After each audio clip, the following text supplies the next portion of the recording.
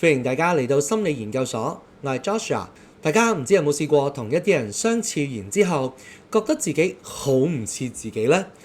例如明明平時你好溫柔，但同某一個人講幾句説話，你就會無名火爆到好大。或者你原本對自己好有信心，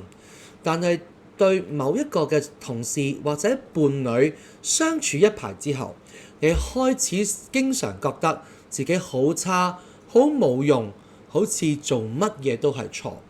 有時呢啲情緒唔完全係你嘅，而係你俾人拉入咗對方內心嘅一場戲。心理學叫呢個現象做投射性認同。投射就係一種防衛機制，意思係 A 將自己接受唔到嘅部分抌俾另一個 B 嘅身上，但唔止係講對方係咁，仲會用各種互動嘅方式，誘導 B 真係開始感受到，甚至扮演出呢一種情緒同埋個角色。B 最後可能真係覺得係啊，我就係咁差㗎啦。好多學者指出，投射性認同可以係一種防衛，將自己唔想承認嘅嘢抌走咗俾對方；又可以係一種無意識嘅溝通，用行動而唔係用説話，將內在嘅痛苦塞俾對方嘅感受；又或者可以係一種好原始想被理解嘅方式。我哋用幾個貼地嘅例子，你好快就會認得呢個現象。第一個例子就係無端端你會突然變得好內疚。有啲人一出事就會好激動咁指責，全部都係你搞成咁㗎，講到自己好可憐。其實佢內在可能對自己都有好多嘅怪責，但係佢承受唔到，就將錯全部塞晒俾你。你一開始都會反駁㗎，但慢慢你就會真係覺得係啊，可能真係我唔好啊。於是承擔晒所有嘅內疚，呢一個就係你被拉入對方嘅內心，係我錯嘅呢個位置。另外一個例子就係有啲控制型嘅伴侶或者父母，有啲父母或者伴侶好驚自己被拋棄、被唔要，但係佢哋唔準自己感覺我好依賴，於是會不斷暗示或者指責啲仔女或者伴侶，你都唔重視屋企嘅，你都唔重視我㗎，又或者你一定會走㗎。久而久之，當中你會產生內疚，開始真係變得好靠近，好驚你離開咗佢，導致你哋嘅關係嘅裏面被綁住。喺呢啲互動嘅裏面， A 就用自己嘅方式去誘導你，令 B 呢個演出嘅角色幫佢承擔咗自己唔想承受、唔想面對或者擔心嘅一種嘅感覺。投射性身份認同之所以強大，係因為佢唔係完全有意識嘅操控，而係透過對方嘅表情、語氣、佢嘅面容、佢嘅沉默，甚至一啲自殘式嘅行為，激活咗我本身已有一啲嘅脆弱同埋某一啲歷史嘅經歷。心理學家形容呢個過程好多時都係兩個人內在嘅歷史互相嘅糾纏。A 將自己被遺棄、被羞辱、被忽略嘅部分抌出嚟，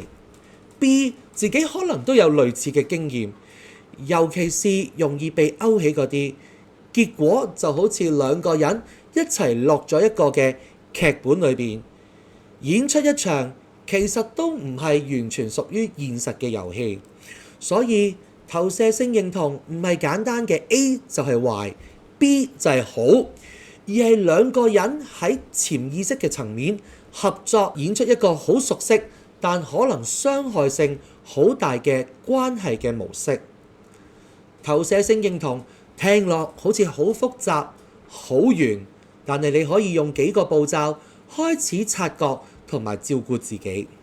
當你同某個人相處得越耐，你可能慢慢就會發現，咦，唔知點解無名火特別大，又或者會讓你感覺特別自卑，又或者讓你特別想證明自己，又會讓你感覺到特別內疚，好似永遠都做唔好。當你察覺到嘅時候，可以問一問自己，呢個係我一向咁嘅樣啊？定係當我同呢個人相處嘅時候所呈現呢一個嘅感覺係特別強烈嘅呢？第二，喺心裏邊講一句，呢一啲嘅情緒唔一定全部都係我嘅。當你有一啲嘅狀態出現嘅時候，唔好急住決定呢一個係我有問題，亦唔急住反擊，先容許自己承認下喺我裡面都有呢個感覺，有我嘅部分，又或者有可能喺對方投射嘅情緒落嚟，成為我嘅一部分。當我哋咁樣能夠停一停，諗一諗，去思考下究竟有乜嘢嘅情緒係屬於我嘅，又或者有乜嘢嘅情緒，有咩嘅諗法係屬於對方嘅，開始學習分辨。第三點，重建界線，用我作為信息，而唔係單純反擊。當你開始覺察到自己被拉入一個角色，可以試下咁樣講。當你咁樣講嘅時候，我感覺自己不停被指責，好難再冷靜諗。又或者你可以講，我願意檢視自己嘅責任，但唔可以淨係由我一個承擔全部。呢啲説話唔一定會立即改變對方，但可以幫你守護返自己內在嘅位置，唔再完全做對方內心期望你做嘅角色或者位置。投射性身份認同提醒我哋，關係入面有好多情緒，好唔一定係誰對誰錯咁簡單，而係兩個人內在嘅故事互相拉扯嘅結果。當你下一次再覺得自己喺某段關係入面變得唔認得自己，好似感覺失去咗自己，不如試下唔好即刻只怪自己或者怪對方，而係先停一停，諗一諗，問自己一句：我係咪已經跌入咗我哋大家共同嘅內心嘅劇場裏邊呢？當我哋識得認出呢一點，已經係一個成熟同自我嘅保護。今日我哋就分享呢度，多謝大家收睇，拜拜！記得 like、subscribe、撳埋鐘仔，一有新片就會收到通知㗎喇。